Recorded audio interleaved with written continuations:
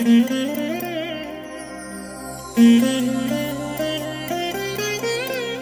దినం పరము నుండి దిగివచ్చు మాట, ఇది నీ జీవితానికి వెలుగుల బాట, నీ ఒడిలో ఉంచబడిన దీవెనల మూట, అద్భుతాల ఆనంద ఊట. జూన్ 25.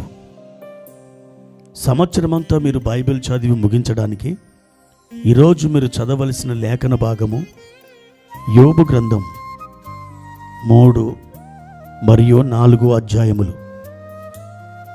సాయంత్రం అపోస్తుల కార్యములు 7వ అధ్యాయము 44 నుండి 60 వచనం వరకు.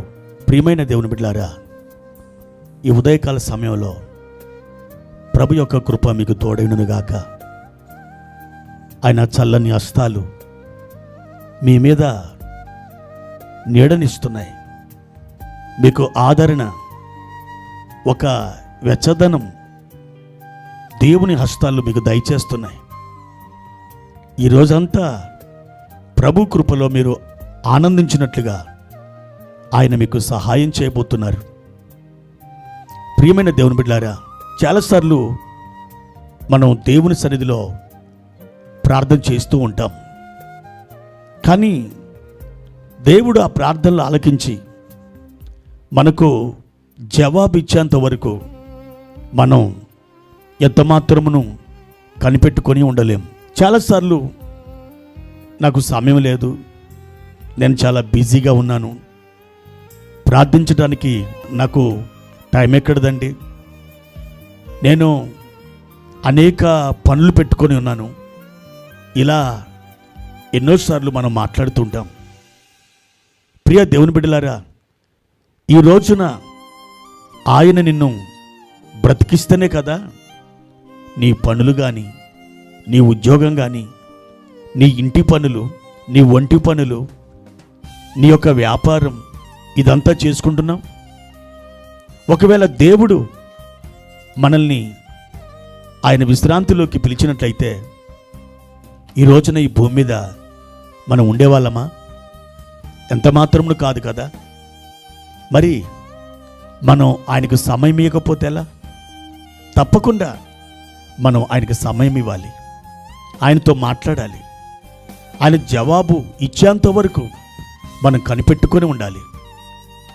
ఒకసారి ఒక పాస్టర్ గారు, ఆ సంఘములో ఉన్న సంఘ పెద్ద, ఇద్దరు కూడా వాళ్ళ పెద్ద పాస్టర్ గారిని కలవడానికి వెళ్ళారట. వెళ్ళినప్పుడు ఆ పెద్ద పాస్టర్ గారు దేవుని వాక్యాన్ని చదువుతూ ప్రార్థన చేసుకుంటూ ఉన్నాడు. అక్కడున్న అసిస్టెంట్ వచ్చి చెప్పాడు, అయ్యా కాసేపు మీరు ఇక్కడ కూర్చోండి, దైవజనుడు ప్రార్థనలో ఉన్నారు, మీరు కొద్దిసేపు వెయిట్ చేయండి, ఆయన వస్తారు, మీతో మాట్లాడతారు, తప్పకుండా మీ యొక్క సమస్యలకు పరిష్కారం, నివృత్తి దొరుకుతుంది అని చెప్పారు.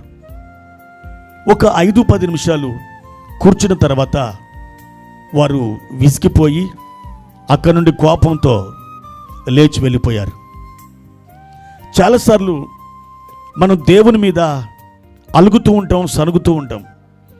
ప్రాముఖ్యమైనటువంటి వాటిని దేవుని సన్నిధిలో మనం అడిగి మొరపెడతాం. ఆయన ఇచ్చే లోపున మనం ఏం చేస్తామంటే అసహనంతో లేచి వెళ్ళిపోతాం. ఇదంతా కూడా ఎలా ఉంటుందో తెలుసా ప్రియులారా? చిన్నపిల్లలు వీధులలో ఆడుకునే ఆటలాగుంటుంది. అది ఎలాగంటే, కొంతమంది పిల్లలు ఒక ఇంటి ముందుకు వెళ్తారు, అది తలుపేసి ఉంటుంది, వీళ్ళు టకటక ఆ తలుపును కొడతారు. ఇంట్లో ఉన్నటువంటి ఆ ఇల్లాలు ఇదిగో వచ్చేస్తున్నాను అని చెప్పి లేచి వచ్చేసరికే ఈ పిల్లలు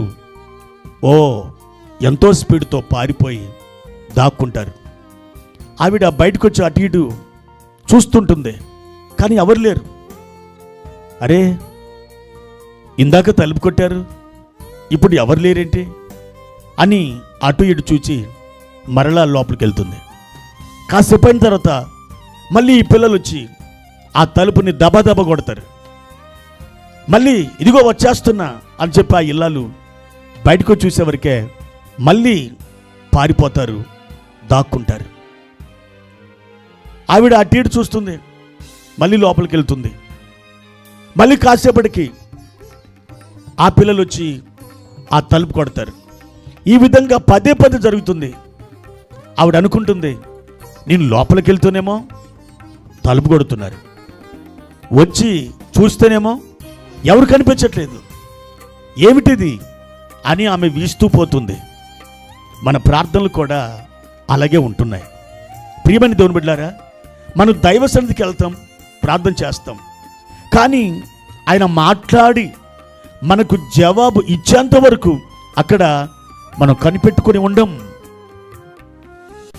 అయ్యో నా బిడ్డ కన్నీటితో ప్రార్థన చేశాడు, గుండెలు బాదుకున్నాడు, దేవుని సన్నిధిలో అంగలారుస్తూ ఉండగా పరిశుద్ధాత్ముడు కనికరపడి జవాబును ఇద్దామని ఆయన సిద్ధపడే లోపున మనం అక్కడి నుండి అసహనముతో ఇక దేవుడు నాకు జవాబు ఇవ్వడేమో అని విసిగెత్తిపోయి కోపంతో లేచి వెళ్తున్నాం.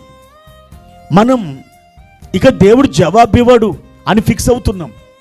నా ప్రియమైన దేవుని బిడ్డలారా, ఇది చిన్నపిల్లలు ఆడే ఆటలాగా మనం చిన్నపిల్లల ప్రార్థన వలె ఉందన్నమాట ఇది.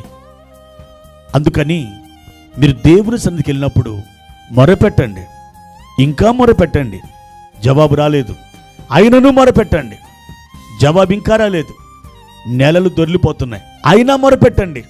సంవత్సరాల మీద పడుతున్నాయి, అయినా మొరపెట్టండి. అయితే ఈ ప్రార్థన అంతా వ్యర్థమైపోతుందని మీరు అనుకుంటున్నారా? లేదు. మీరు అడిగినది ఒకవేళ దేవుడు ఇవ్వకపోయినా, మీరు అడిగినందుకు ఆ సమయాన్ని ఆయన సన్నిధిలో మీరు గడిపినందుకు దేవుడు నిశ్చయముగా మరొక రీతిలో, మరొక విధానములో, మరొక అద్భుతమైనది, మీ మనస్సుకు తోచనది, ఇంతవరకు మీరు ఊహించనిది, శ్రేష్టమైన దాన్ని మీ వద్దకు దేవుడు ఖచ్చితంగా తీసుకుని వస్తాడు. కానీ మీ ప్రార్థన, మీ సమయం ఎన్నడూ వ్యర్థం కాదు. అయితే ఒక మాట, మీరు ప్రభు సన్నిధికి వెళ్ళినప్పుడు దేవుడు తన వాక్యము ద్వారా మీతో మాట్లాడి మీకు జవాబిచ్చేంత వరకు ప్రార్థిస్తూనే ఉండండి. నిశ్చయముగా దేవుడు తన మహిమగల కార్యాన్ని మీ పట్ల జరిగిస్తారు. అట్టి కృప దేవుడు మీకు దయచేయునుగాక. ప్రార్థన. పరిశుద్ధుడా, ప్రేమ కలిగిన తండ్రి, మీ ఘనమైన పరిశుద్ధ పాదాలకై స్తోత్రాలు. మా నాయన, ఈ ఉదయకాల సమయంలో మీ నామాన్ని గణపరుస్తున్నాం. ఎన్నో మార్లు మీరు జవాబు ఇవ్వాలని, మాతో మాట్లాడాలని, మాకు సమస్తాన్ని సమకూర్చాలని మీరు అనుకున్నప్పుడల్లా మేము కోపముతో, అసహనముతో విసిగెత్తిపోయి మేము దూరంగా వెళ్ళిపోతున్నాం. మా తండ్రి, మా యొక్క దయనీయమైన ఈ పరిస్థితిని క్షమించి మీ సన్నిధిలో మాకు జవాబు వచ్చేంత వరకు మేము ప్రార్థనలో ఉండడానికి మాకు సహాయము చేయమని యేసు నామములో ఈ ప్రార్థన అడిగి వేడుకుంటున్నాం తండ్రి. ఆమెన్.